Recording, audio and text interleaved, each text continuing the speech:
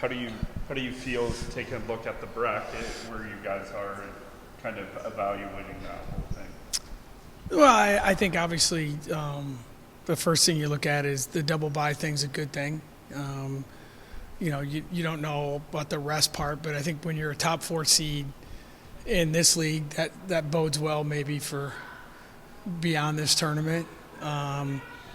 Obviously, you don't know who you're going to play, so that's a little bit, but you've played everyone, so that's okay. So we tried to get some rest. We did some individual work, and then Wednesday, Thursday are hard work days for us, and then go down there and we'll get 45 minutes to shoot Friday and roll it out there Saturday.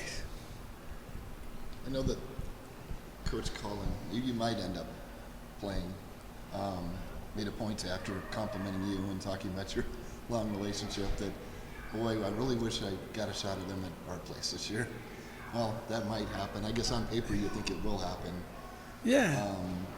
Just how does that tie into just the fun of these tournaments? That people are like, man, there's a lot of little things that people carry as motivation. Yeah, there's always that, and I think especially now, with our league being the unbalanced as it is, you're going to hear a lot of those comments that the game would have been different if it was in our place, and that's part of it. But obviously Baylor, if we play them, they're playing really, really well.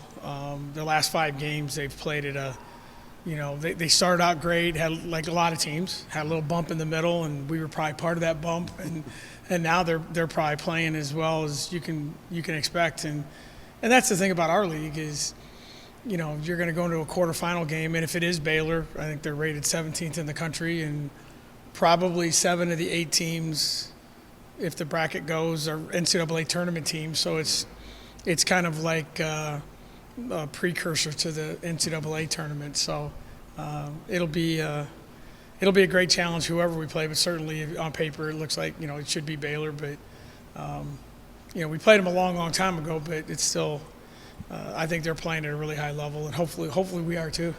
How are you guys doing from health standpoint We're heading into the tournament? We're pretty good, really. I think all things considered, you play Saturday, and then Sunday was an off day, Monday was a relative off day, and then really, we brought them in literally for 20-30 minutes yesterday. So I think everyone's in good. For where March could be, I don't foresee any issues there.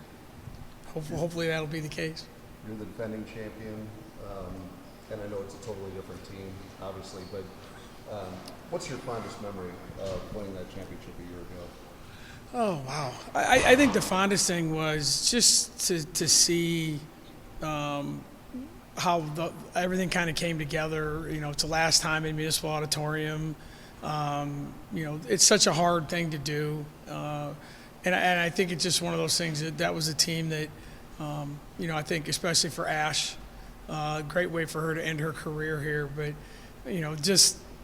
I still, one of my favorite pictures is my whole family on the award stand with the trophy, and that's a picture that they can put that one in my casket.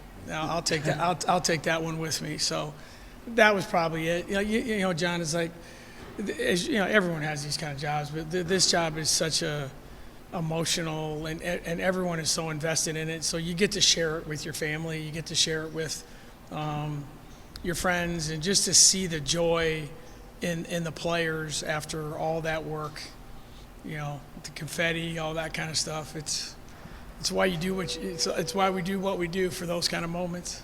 One random question I meant to ask you is, last year when you wrapped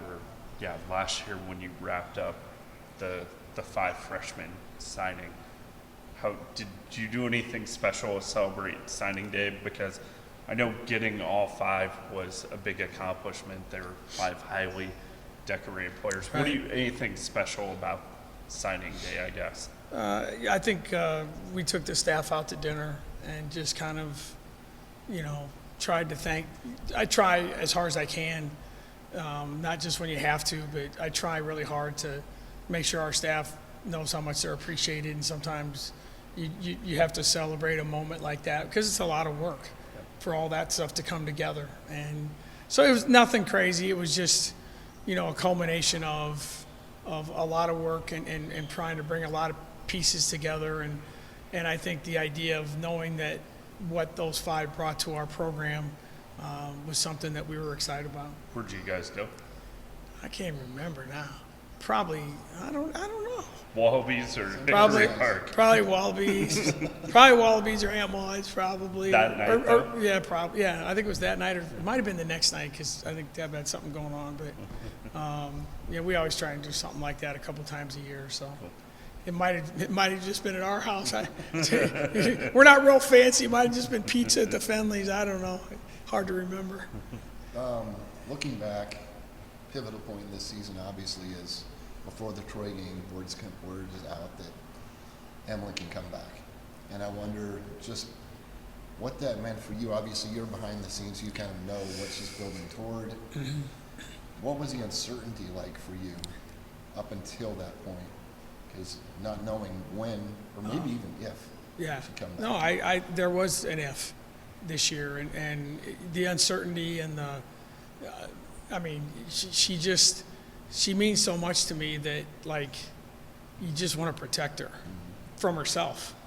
And I just knew how hard it was for her and how much she wanted to play. And I mean, the amount of work she was putting in, everyone, I mean, not me, but the medical people and the strength and conditioning people, just the amount of stuff that it took for her to get out there was just insane. And you're happy that it happened, but then you're like, are we doing the right thing?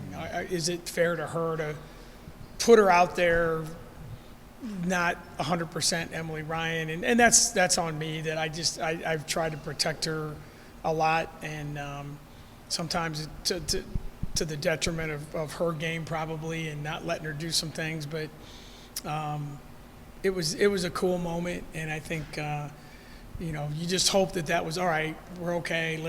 Now we can work our way back, and it's kind of been that way.